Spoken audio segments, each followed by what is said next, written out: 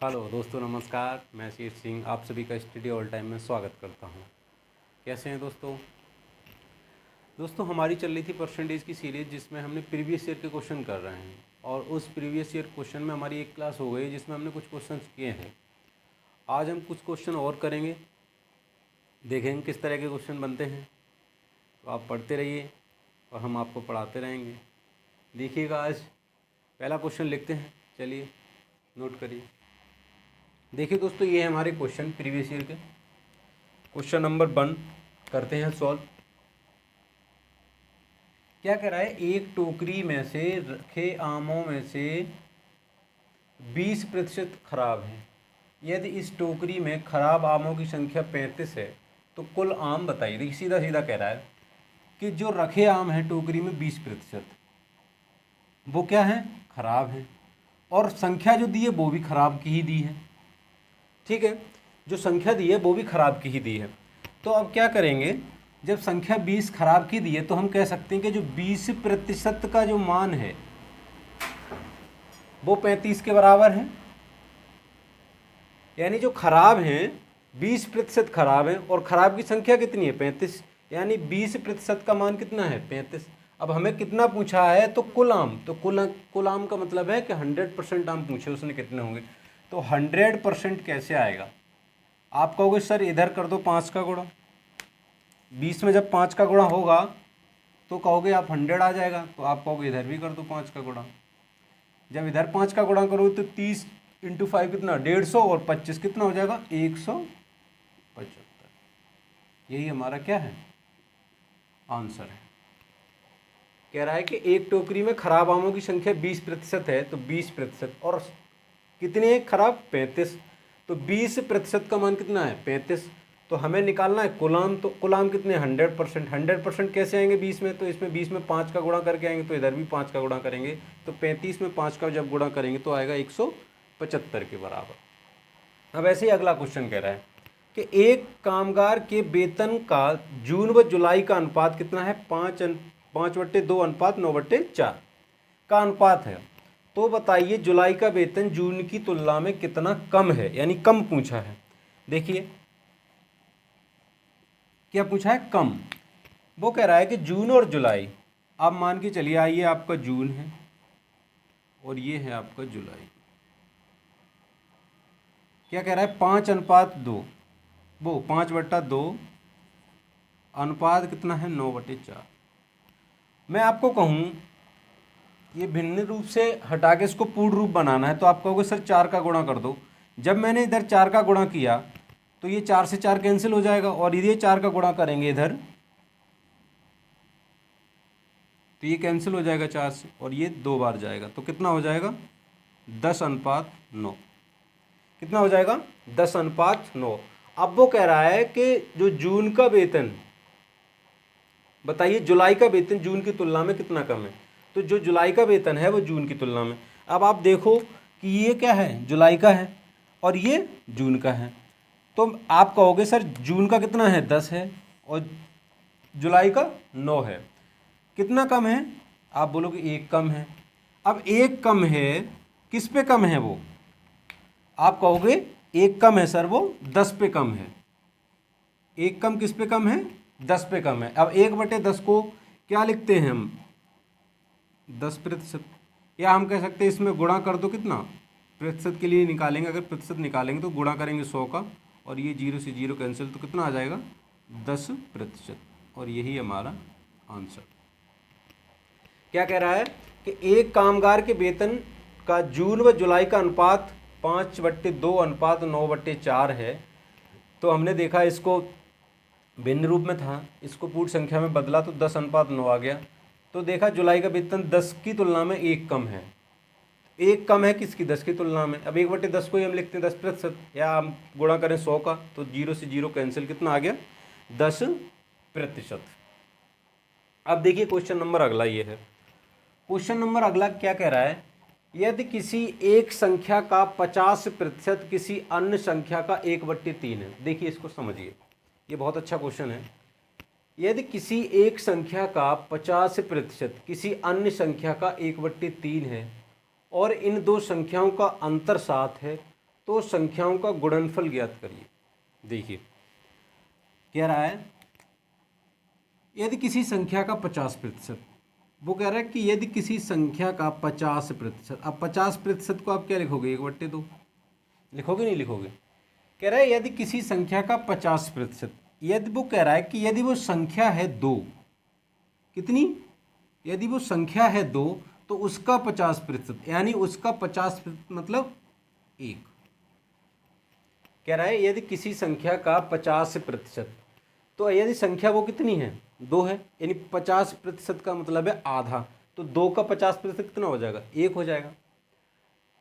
और कह रहा है कि किसी अन्य संख्या का 1/3 है। अब जो ये आया ना 50%, जो पहली संख्या का 50% आया है, ये किसी अन्य संख्या का कितना है, 1/3 भाग है, यानी ये संख्या रही होगी 3, तो ये कितना है, 1/3 भाग है, कितना है, 1/3, यानी ये 3 है तो उसका 1/3 है 1।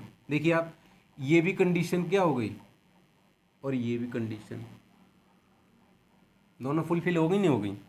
कह रहा है किसी संख्या का 50%, अब 2 का 50% कितना हो गया, 1। अब अन्य कह रहा है कि अन्य संख्या का 1/3, अन्य संख्या अगर 3 है तो उसका 1/3 कितना है, 1 है। तो इन संख्याओं का अंतर कितना है, 7। अब ये संख्याएं हैं जो, क्या पहली संख्या तो ये रही है और दूसरी कौन सी ये है आप, तो कह रहा है इन संख्याओं का अंतर कितना है, 7। आप देखो अंतर का मतलब इनके बीच का जो अंतर है वो कितना है, 7।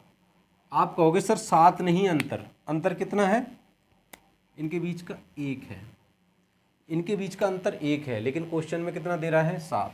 क्वेश्चन में कितना दे रहा है, 7। तो गुणा करेंगे किसका, 7 का गुणा करेंगे, 7 का। जब यहाँ गुणा किया है तो सब जगह 7 का गुणा होगा, यहाँ भी 7 का गुणा होगा। आप कहोगे यहाँ भी सर 7 का गुणा होगा, तो ये कितना हो जाएगा, 14, और ये कितना हो जाएगा, 21। ये दो संख्या निकल के आ गई, कौन कौन सी निकल के आई, 14 और 21।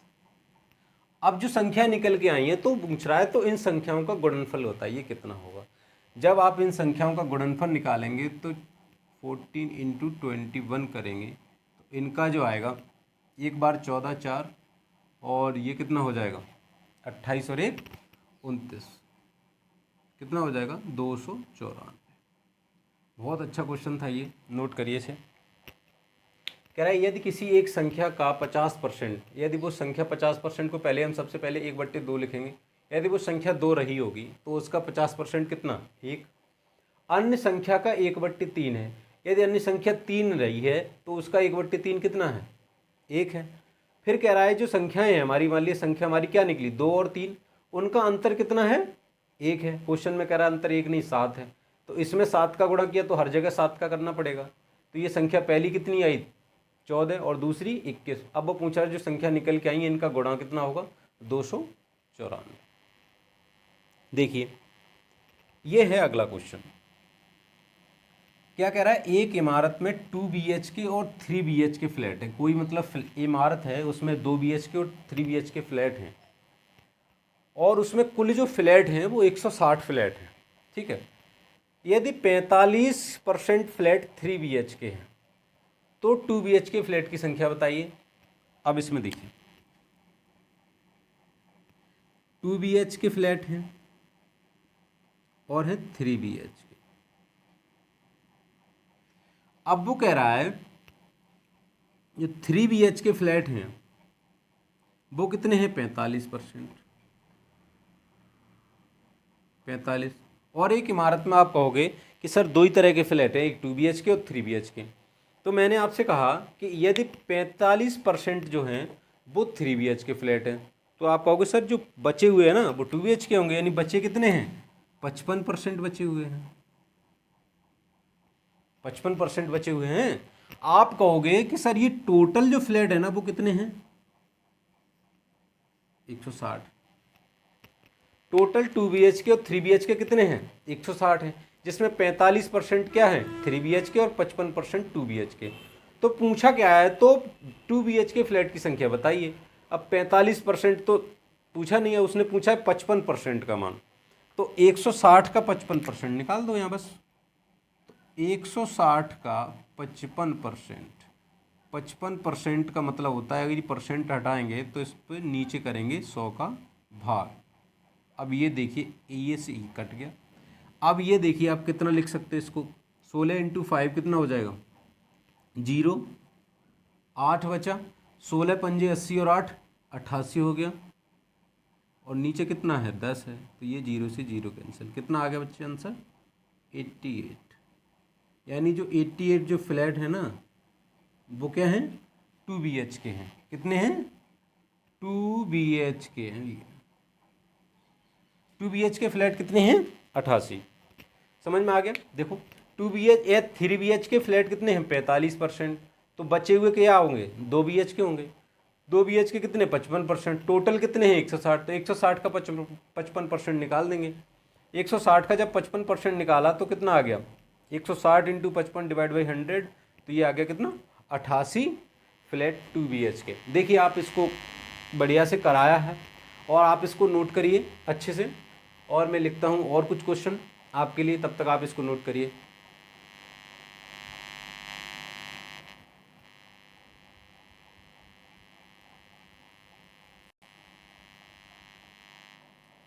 देखिए दोस्तों ये है हमारे अगले क्वेश्चन। क्या कह रहा है, एक संख्या के 70% और दूसरी संख्या के 30% का योग 360 है।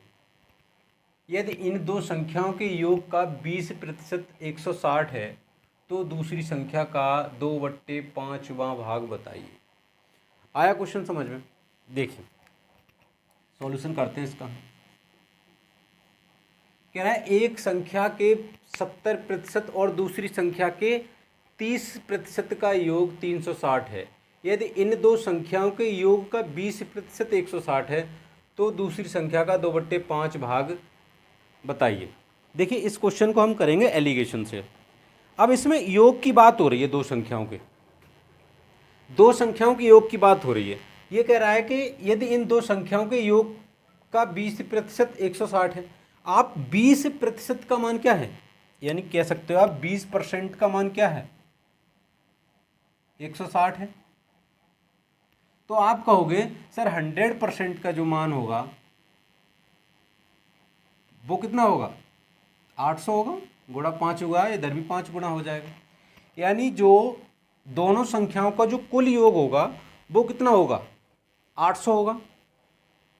यदि दोनों संख्याओं का कुल योग 800 है तो हम भी यहां भी कर रहे हैं बात योग की। मैं कहूं यदि एक संख्या के 70%, तो मैं पूरी की पूरी इस 800 को ही एक संख्या मान लूं। ठीक है, जब मैंने इसको एक संख्या 800 माना तो कह रहा है कि 800 जब इसको मानो तो इसका 70 मतलब 800 का 70%। अब यहां देखो 800 का 70%, 800 का 70%, और यहां फिर दोबारा से इधर भी ये मान लिया 70%। अब 800 का ही 37% यहां ले लो। इस तरह का क्वेश्चन आएंगे ना तो इस तरह से ही करेंगे हम। अब ये कह रहा है कि अब ये निकाल लिया हमने, इस संख्या का 70% माना और इसका माना। अब ये दोनों क्या हैं योग हैं। अब इनका कुल योग कितना है, ये योग का 70%, ये योग का 70%, दोनों के योग का कितना है, दोनों के योग का कितना है 20%। दोनों के योग का कितना है 20%, 160 है इसका। इससे हमने क्या निकाला अपनी संख्या निकाली। अब दोनों के योग का कितना दे रहा है 360 दे रहा है, तो दोनों के योग का 360 करेंगे। अब एक का योग, ये दोनों संख्याओं का योग का 70%, दोनों संख्याओं का योग का 30% ले लिया। अब दोनों के संख्याओं का योग जब कॉमन आएगा वो कितना है 360, कितना है वो 360 है। अब वो कॉमन 360 है तो ये देखिए ये कितना हो गया 560 हो गया, और ये कितना हो गया 240 हो गया। 800 का 30% 240, 800 का 70% 560। अब ये देखिए आप, अब इसमें एलिगेशन लग रहा है। देखिए आप 560 में से 360 का अंतर कितना है, आप कहोगे सर 200। 240 और 160 में कितना अंतर है, आप कहोगे सर 120। 120 है, आपने कहा 120 है सर। अब इसको काट दो आप, ये 3 बार 4 से कटा और ये कितना 5 बार, तो आप देख रहे हो कि जो संख्या निकल के आई वो 3 और 5 निकल के आई। अब इनका योग दिखा हमने तो कितना आया, योग 8। अब आपने देखा योग 8 ना होके कितना है, 800 है। जब योग 8 ना होके कितना है, 800 है। जब योग, एक सेकंड रुको,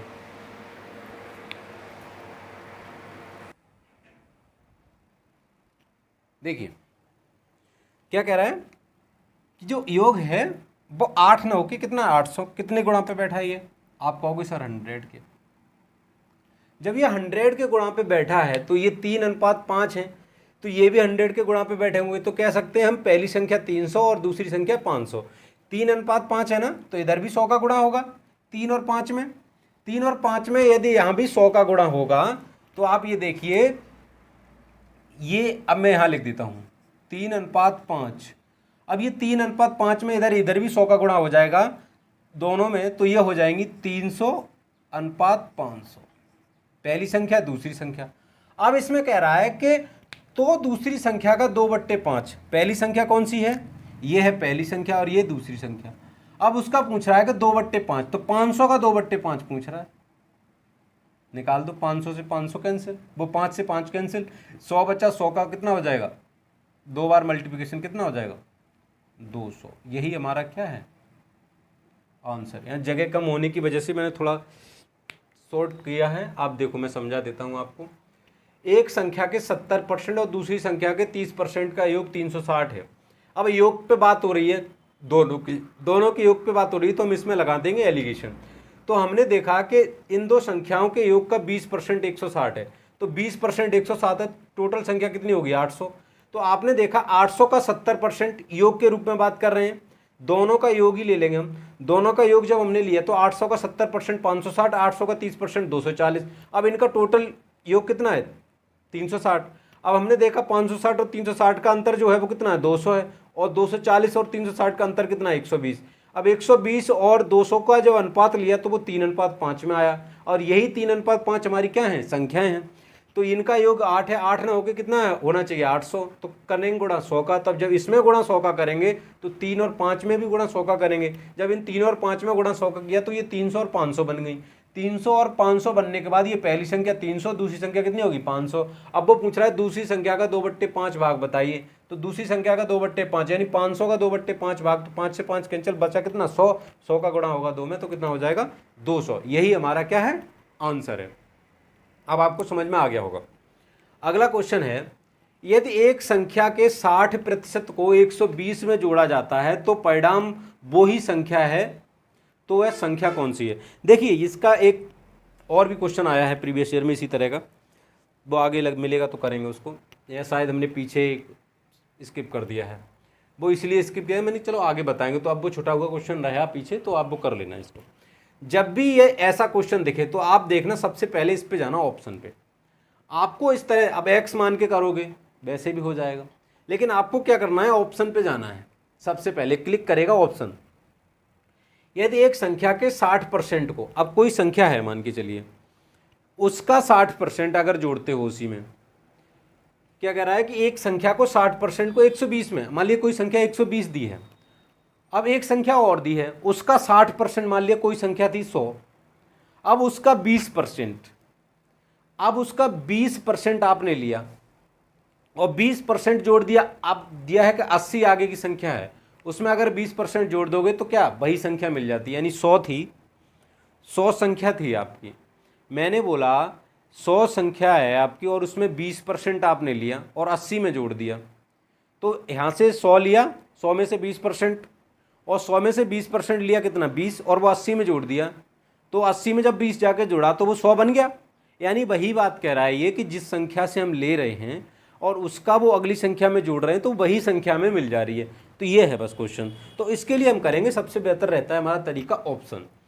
अब हमने देखा कि यदि संख्या के 60% को 120 में जोड़ा जाता है तो वही संख्या मिल जाती है। अगर हम कहें वो संख्या 400 हो तो 400 का 60% हमने लिया, अब 400 का 60% कितना हो जाएगा, 240। अब 240 को 120 में जोड़ दो, क्या कह रहा है, अब जैसे अब इसका है, अब मान के चलिए ये संख्या है हमारी 400, अब इसका 60% 240। अब वो कह रहा है कि इसको 120 में जोड़ दूं तो 400 आ जाना चाहिए। तो आप देख रहे हो 220 और 120, 240 और 120 आ रहे हैं क्या 400? आप कहोगे सर बिल्कुल नहीं आ रहे, तो ये आंसर हमारा नहीं हो सकता। अब आप कह रहे हैं सर 300 को चेक करते हैं हम, तो 300 का 60% कितना हो जाएगा? 300 का 60% हो जाएगा सर 180। अब वो कह रहा है 120 में जोड़ा जाता, इसको 120 में जोड़ दूं तो क्या ये क्या हो गया? इसको अगर 120 में जोड़ोगे, 180 को 120 में जोड़ो तो आप कितना मिला? 300। आप कहोगे सर ये तो मिल गया, 300 में ही 60% जोड़ा, 180 इसको भी 120 में जोड़ा तो ये 300%। अब जिस संख्या को जोड़ा था, जिस संख्या से हम छेड़खानी कर रहे थे, वही संख्या में मिल गई। यही हमारा क्या है? आंसर है। तो इस तरह से जब भी क्वेश्चन आएगा तो इस तरह के क्वेश्चन हम ऑप्शन से सॉल्व करेंगे। आप इसको देख लो एक बार, एक संख्या का 60% को 120 में जोड़ा जाता है तो परिणाम वही संख्या मिल जाती है। जब जब ऐसा क्वेश्चन आएगा तो आप इस क्वेश्चन को ऑप्शन से करिएगा, बेहतर रहेगा। ठीक है, अब ये क्वेश्चन एक देखिए, बहुत बेहतरीन क्वेश्चन है अगला, और ये क्वेश्चन शायद आया होगा तो इसने बहुत समय लिया होगा क्वेश्चन को समझने, जिसने आता होगा जिसको उसने तो कर दिया होगा तुरंत, लेकिन इसको पढ़ने में ही मुझे लग रहा है उसके 40 सेकंड खराब हो गए होंगे। ठीक है, तो ये क्वेश्चन है, इस क्वेश्चन को देखे करिए। पहले तो इस क्वेश्चन को समझते, कहता क्या, कोई व्यक्ति है उस पर क्या था 25 लाख रुपए थे, तो 25 लाख रुपए थे उसके पास। तो जब वो बीमार वगैरह पड़ा होगा तो उसने लगा होगा कि अब हमारी उम्र ज़्यादा नहीं है, तो उसने क्या कर दिया, उसका वसीयत कर दिया। वसीयत कैसे किया? उसने क्या किया, 25 लाख थे, उन्होंने चलो अब जा तो रहे ही हैं, तो 15% उसने क्या कर दिया, ट्रस्ट के लिए दान कर दिया, ट्रस्ट के लिए दान कर दिया।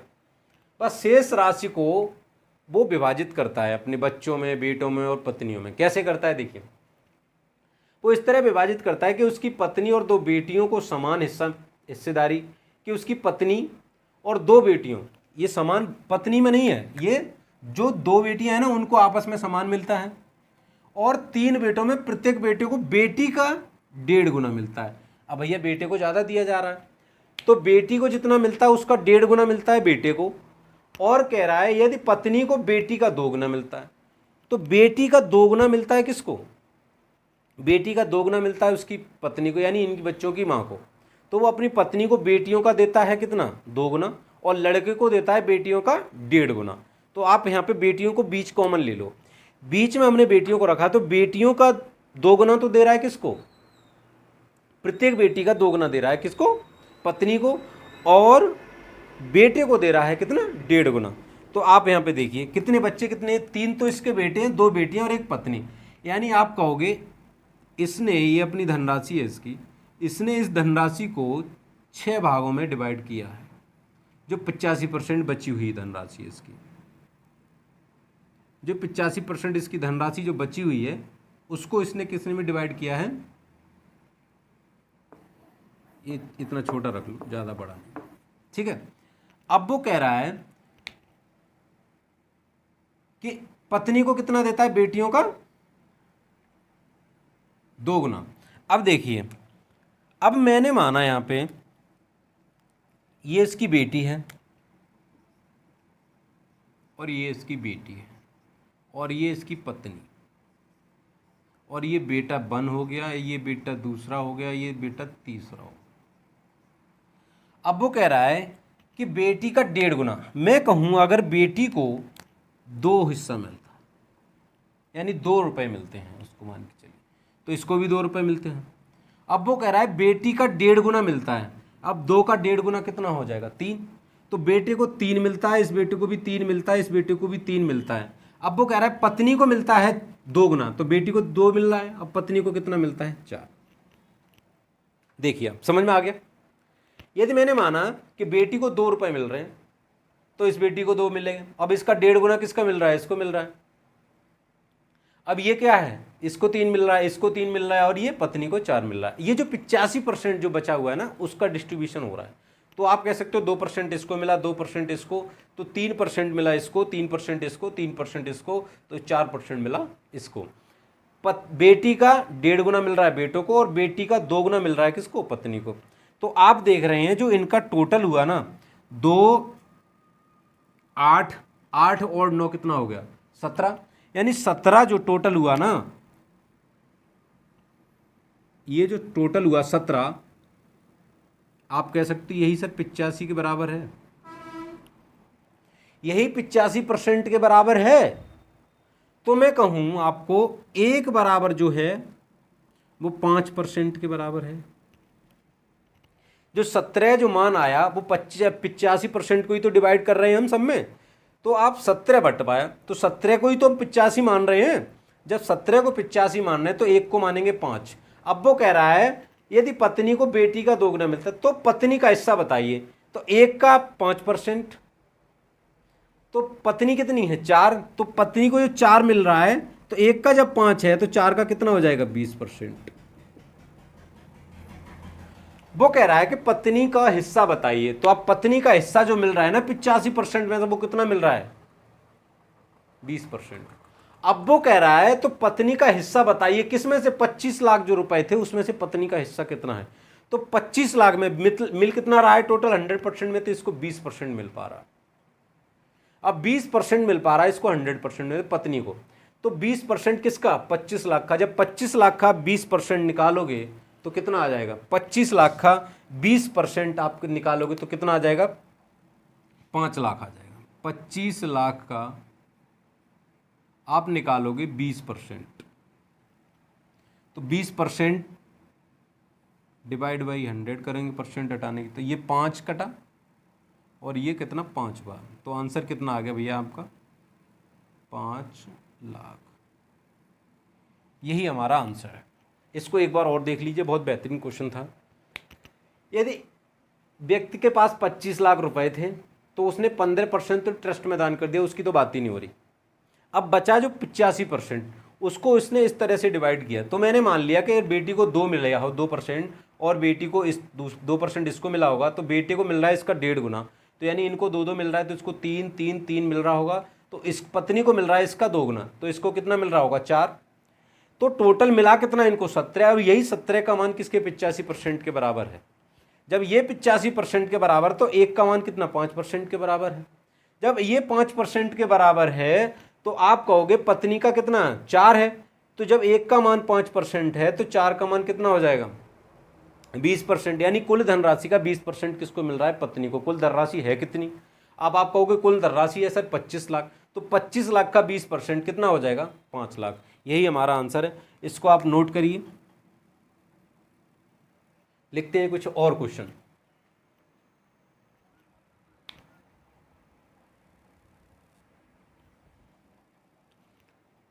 देखिए दोस्तों, ये है हमारे क्वेश्चन अगले। ये बहुत एक अच्छा क्वेश्चन है और ये भी अच्छा क्वेश्चन है। कह रहा है एक तीरंदाज सटीकता के एक निश्चित प्रतिशत पर, मतलब अगर सटीकता से वो निशाना लगाता है तो वो निश्चित प्रतिशत पर लक्ष्य को भेद देता है, कुछ प्रतिशत है उसके लक्ष्य को भेद देता है।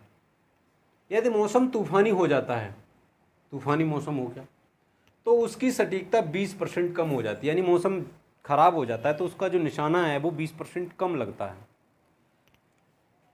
यदि वह तूफानी मौसम में 350 में से 196 बार लक्ष्य को भेद देता है, यानी कि तूफानी मौसम में 350 में से 196 बार लक्ष्य को भेद देता है, तो सामान्य परिस्थिति में 250 शॉट में उसे कितने बार लक्ष्य को भेद देगा। क्वेश्चन देखिए ऐसा है, मान के चलिए आपको इस पास 100 राउंड है और 100 राउंड है। मैंने आपसे कहा इसको आप, ये एक बॉल है इसमें आपको मारने हैं। आपने कहा ठीक है सर मैं मारता हूँ। आपने जो मारे राउंड, तो आप में 100 में से मान के चलिए आपके 50 लग गए, 60 लग गए, तो आपने कितने परसेंट लगे आपके 60% लग गए। 60 लगे 100 में से तो 60%। लेकिन क्या हुआ, मौसम चलने लगा, आंधी चलने लगी। अब आंधी चलने लगी, फिर मैंने आपको 100 शॉट दिए, तो आपका क्या जो पहले 60 लगे थे ना उससे थोड़ा कम लगेंगे अब, क्योंकि शॉट दिया मैंने आपको 100, फिर उसमें क्या हो सकता है आपके 40 ही लगें, 50 लगेंगे, क्योंकि मौसम ख़राब होने की वजह से वो चीज़ हिलने लगेगी, डुलने लगेगी, तो आपका जो सटीक निशाना है वो क्लियर नहीं बैठेगा।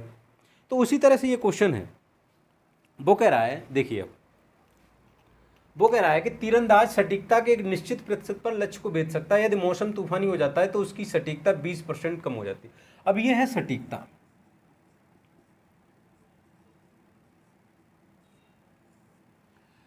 सटीकता और ये लक्ष्य को भेदता है, भेदना कितना है, लक्ष्य भेदता है,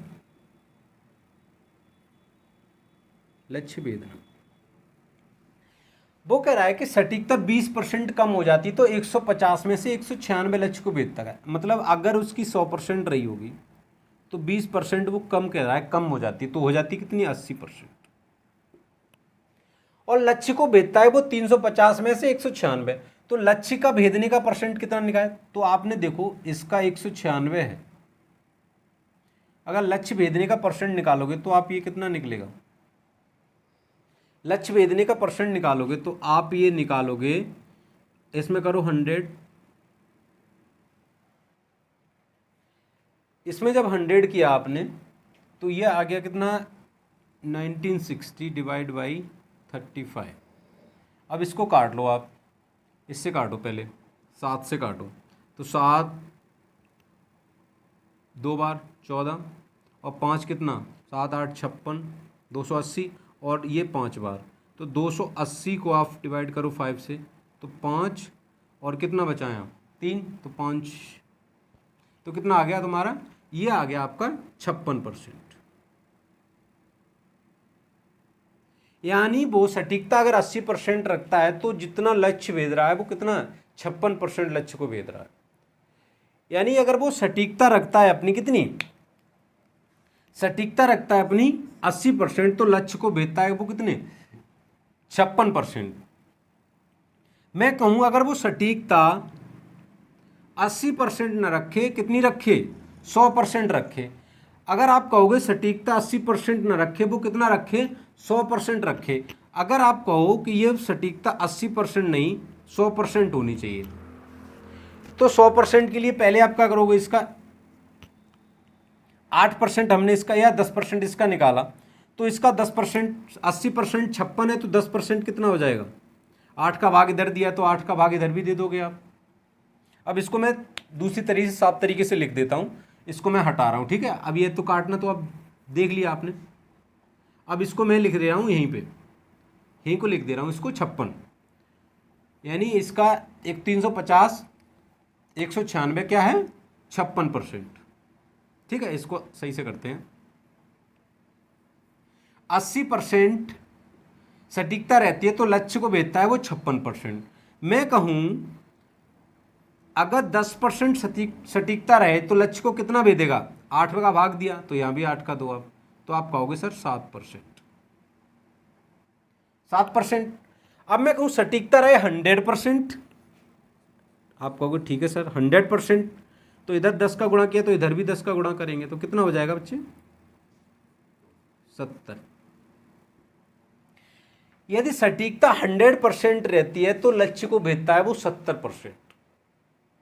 मैंने कहा 80% सटीकता रहती है तो लक्ष्य को भेदता है वो 56%। 56% कैसे पता, 196 में से 350 यानी 56%। मैंने कहा यदि सटीकता 10% रहती है तो लक्ष्य को भेदता है वो 7%। मैंने कहा यदि सटीकता रहती है 100% तो लक्ष्य को भेदता है वो 70%।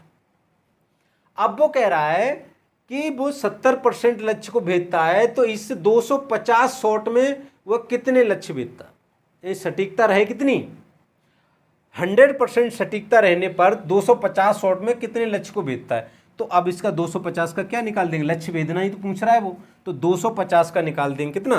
अब 100% सटीकता से पूछा कि सामान्य परिस्थिति में, सामान्य परिस्थिति का मतलब है 100% सटीकता।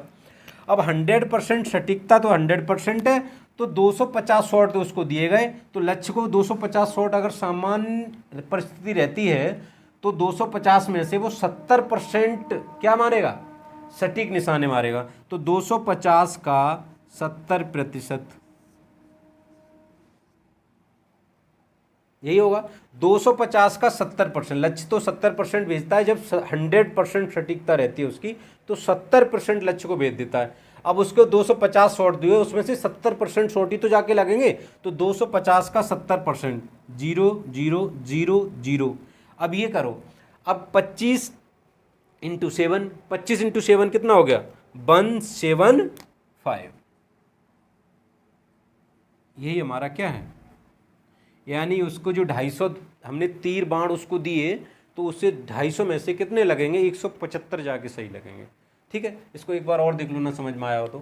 कह रहा है कि 350 में से 196 लक्ष्य, मान लिया आपको 350 हमने तीर दिए, उसमें से 56 तीर जाके लग रहे हैं, जब क्या है 80% सटीकता है आपके पास।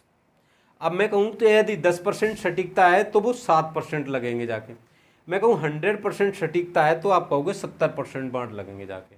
तो पूछ रहा है जब 100%, अब दूसरी कंडीशन दे रहा है कि 100% जब कंडीशन हो तो 250 में से कितने लगेंगे, तो 250 का 70% कितना आ गया, 175। देखिए अगला क्वेश्चन करते हैं अब।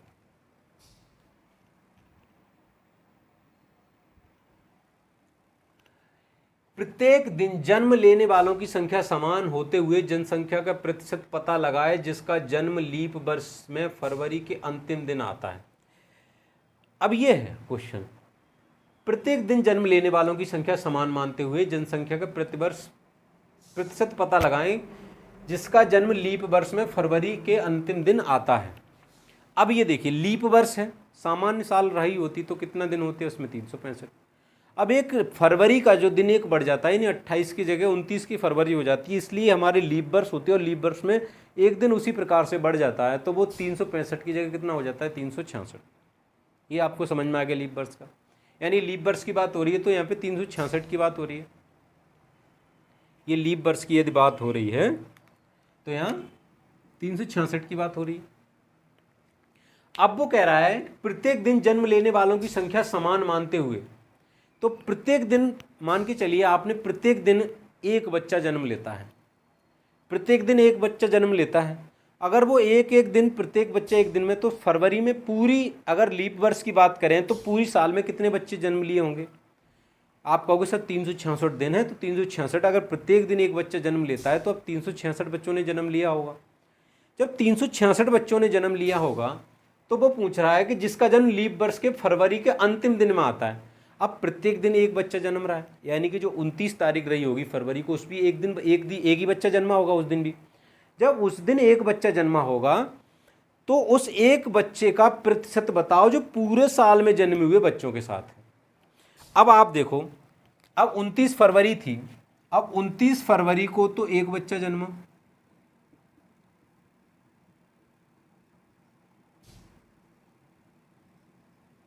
एक बच्चे ने जन्म लिया। अब वो कह रहा है कि पूरे साल, अब पूरी साल तो क्या लीप वर्ष है, अब लीप वर्ष है तो इसमें कितने रहे होंगे, 366 दिन रहे होंगे। अब 366 दिन रहेंगे तो 366 में तो ये भी आ जाता है ना, ये भी आ गया इसमें, तो 366 बच्चे जन्म लिए हैं पूरी साल में। तो यही पूछा है 366। अब 366 बच्चे का, एक बच्चे का प्रतिशत बताओ इन 366 के साथ, तो एक बच्चे का प्रतिशत है 366 के साथ, तो ये कितना आ गया 100/366। इसको आप काट लो परसेंटेज में कितना आ रहा है, एक बार मैं बता रहा हूँ इसको काट के।